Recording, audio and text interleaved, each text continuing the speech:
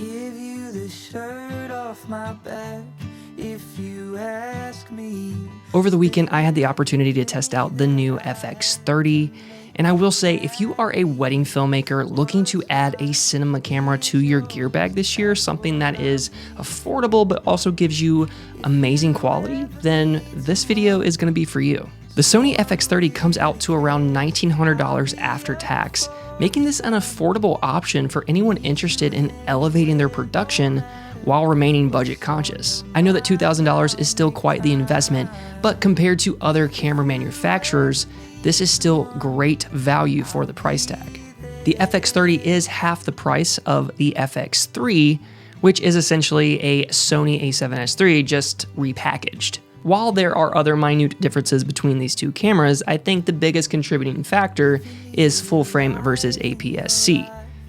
But you are paying for the luxuries that full frame offers, such as better low light conditions, better overall image quality, shallower depth of field. So if you have FX3 money, 3 words for you: treat yourself. Now, if you have been a follower of this channel, you know that historically, I am not a log shooter. I have shot in S-Cinetone ever since I switched over to the Sony system. Even when I used Canon cameras, I just avoided log. And there really were only 2 reasons because of that. The one is that I just preferred a more streamlined and efficient workflow. I didn't want to spend a ton of my time worrying about color and processing.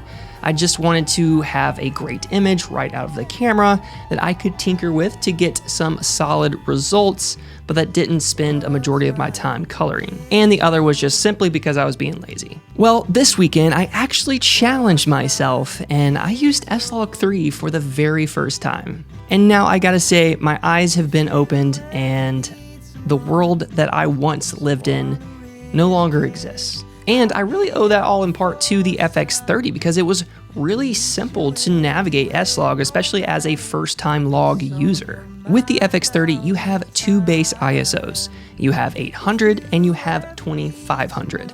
Those are the only 2 ISOs that you have while shooting in log to get you the cleanest image possible. And with the new Cine EI mode, this allows you to not have to worry about switching through multiple ISOs or even second guessing which ISO to choose from. You simply only have 2 options, 800 or 2500. Now, if you didn't want to use Cine EI and you wanted the flexibility of shuffling through other ISOs, then you can use flexible ISO so that you can still have the ability to navigate different settings. But if this is your first time shooting in log, I do recommend Cine EI. Honestly, only shooting with these 2 ISOs throughout the day worked really well, up until the wedding reception, which I'll get to later on. The main fact is this camera took a lot of the guesswork out of the equation, which is something that I really loved. Another feature that I really love about this camera is that you can load up to, I don't know how many LUTs on this thing, but there was a long list of LUTs that you could add, and once they are loaded on the camera, you don't have to keep that LUT on the SD card. You can pop it out and it is still inside your camera, which I thought was a really nice added touch. But with Cine EI mode, if you don't want to load a LUT, you don't have to because it will add the saturation and contrast for you so that you can see what a properly graded image will look like. But if you don't have time to upload a LUT on this camera, it's your first time using it and you just want to grab and go, you can just use Cine EI mode and use the default LUTs that they have inside the camera. Now let's talk about the ergonomics of this camera. Being that this is my first time using the FX30, I really enjoyed the layout that this camera has. Holding it in your hands, it just feels good. It feels solid, like you know that this is a well-constructed camera. And with the button layout, usually with my Sonys, I am customizing to fit my needs, and I can honestly say that the only thing that I customized was having the shutter button be my record button.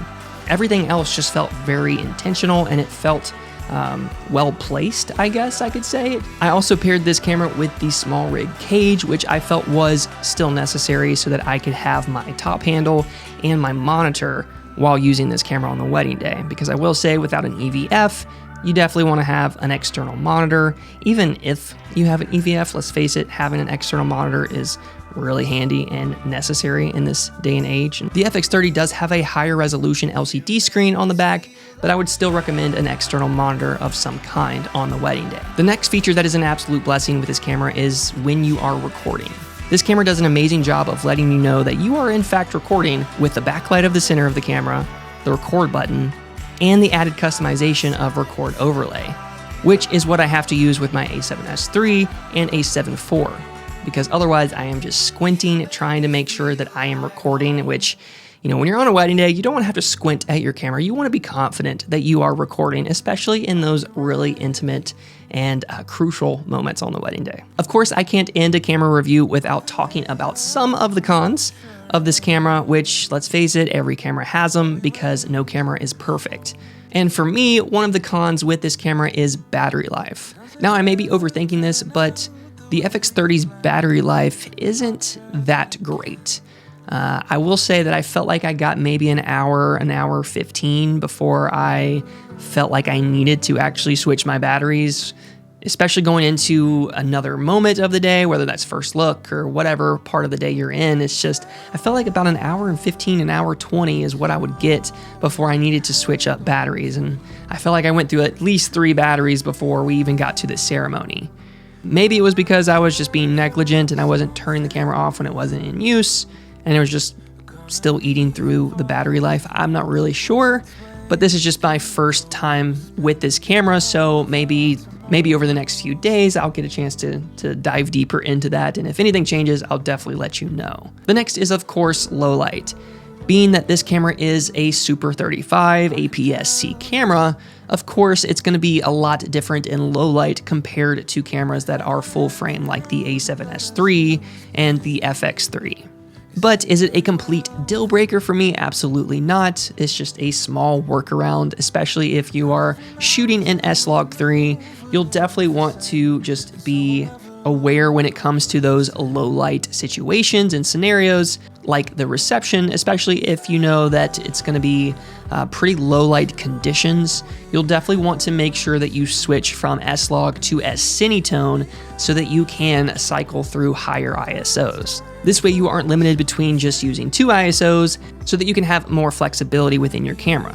But if you do still want to use S-Log, obviously you can do that by using the flexible ISO function. So in conclusion, those are my thoughts on the FX30. I really enjoyed using this camera, and it is one that I do highly recommend, especially if you are in the wedding scene. I think this is a high quality, affordable camera for anyone looking to take the next step in their filmmaking career, especially if you are trying to upgrade to a cinema camera.